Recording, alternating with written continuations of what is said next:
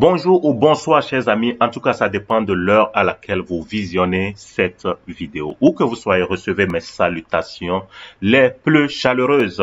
Alors la crise avec iMarketing continue, nos dollars sont accumulés là-bas qu'on ne peut pas toucher parce que problème de retrait depuis fin de l'année 2021.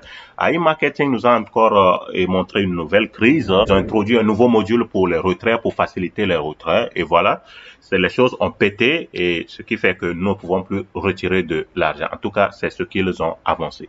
Et depuis là, ils cherchent à pouvoir résoudre le problème. Et il y a beaucoup de soucis qui viennent aussi s'ajouter, etc. Donc, il fait que, jusqu'alors, ils n'ont pas encore repris les activités proprement dites. On sait très bien que le système continue de fonctionner sans problème. Cependant, les choses n'avancent pas comme il faut. Les robots sont maintenant très lents ou bien même on se demande s'ils fonctionnent encore parce que depuis un temps, il y en a qui attendent que le robot prenne de l'argent. Ça fait presque un mois. Donc, le robot est toujours inactif.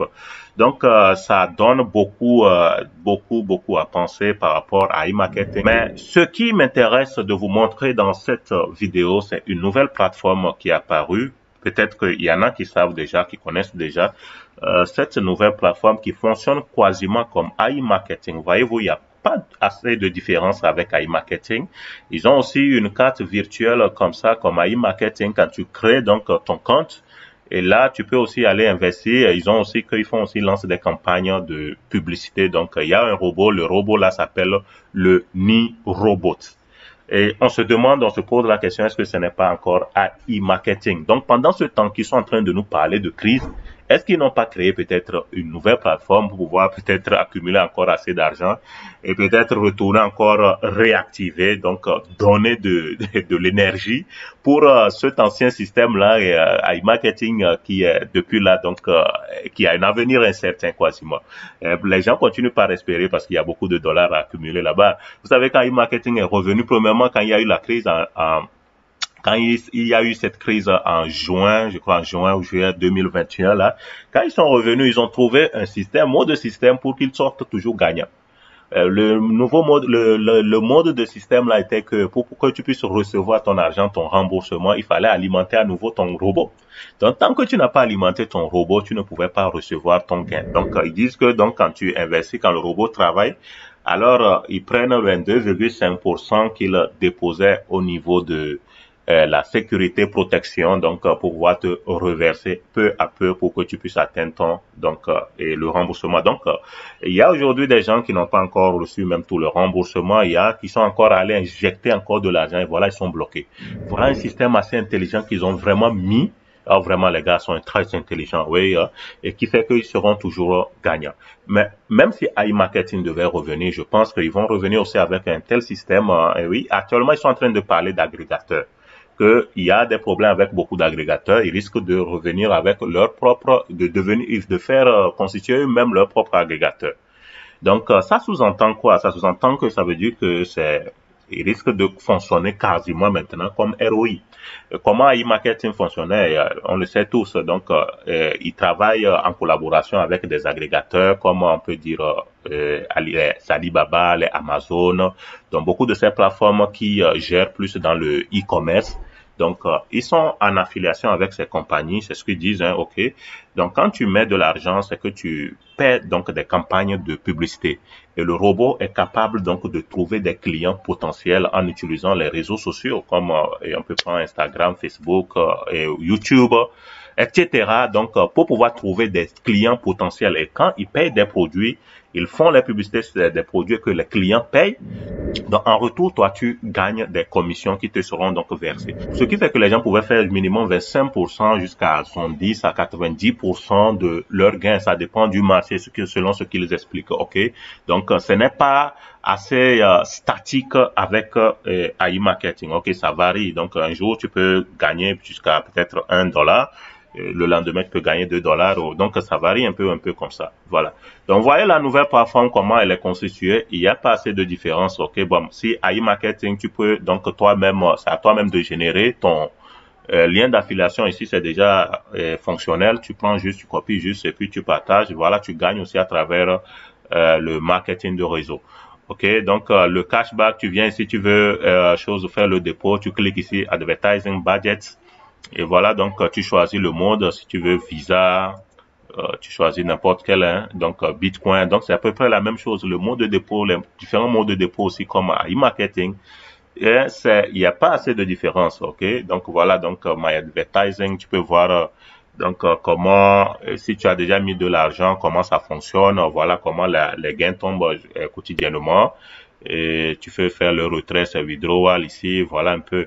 Donc on peut venir ici pour voir les différents agrégateurs qu'ils ont en cliquant sur Online Shopping. Quand tu cliques sur Online Shopping, voilà, tu vois, il y a plusieurs agrégateurs avec qui la compagnie donnée donc travaille, Agatha, AEG, Alibaba, AliExpress, donc voilà. Bon, est-ce que c'est vrai? Bon, point d'interrogation.